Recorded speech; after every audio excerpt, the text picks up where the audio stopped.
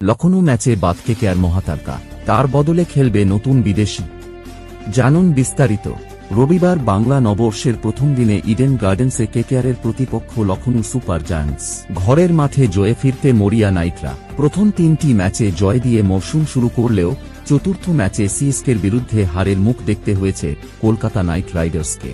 সিএসকের বিরুদ্ধে লজ্জার হার কেকেআরের একাধিক বিষয় নিয়ে প্রশ্ন তুলে দিয়েছে। তবে এক তারকা ক্রিকেটারের পারফরম্যান্স নিয়ে চিন্তা কিছুতেই কমছে না কেকেআর শিবিরের। আর সেই ক্রিকেটারের নাম হল মিচেল স্টার্ক। আইপিএল নিলামে 2.4 লক্ষ টাকা দিয়ে ওজি স্পিড স্টারকে কিনেছিল কেকেআর। কিন্তু মরশুমের প্রথম 4 ম্যাচে স্টার্কের পারফরম্যান্সে ফ্যানেরা হতাশ।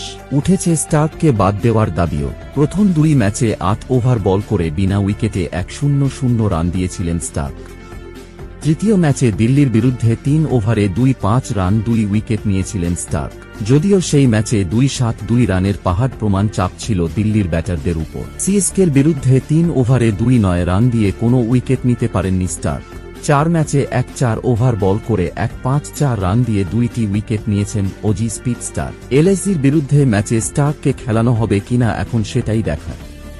স্টার্ক ছাড়া কেকেআর স্কোয়াডে বিদেশি পেসার হিসেবে রয়েছেন শ্রীলঙ্কার দুশান্তা চামিরা। সুযোগ পেলে নিজেকে প্রমাণ করতে তৈরি তিনিও।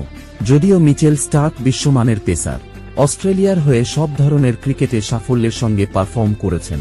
কেকেআর ম্যানেজমেন্টেরও স্টার্কের প্রতি কোনো মোহভঙ্গ হয়নি। আর কিভাবে ঘুরে দাঁড়াতে হয় তা স্টার্কের মতো বোলার জানেন।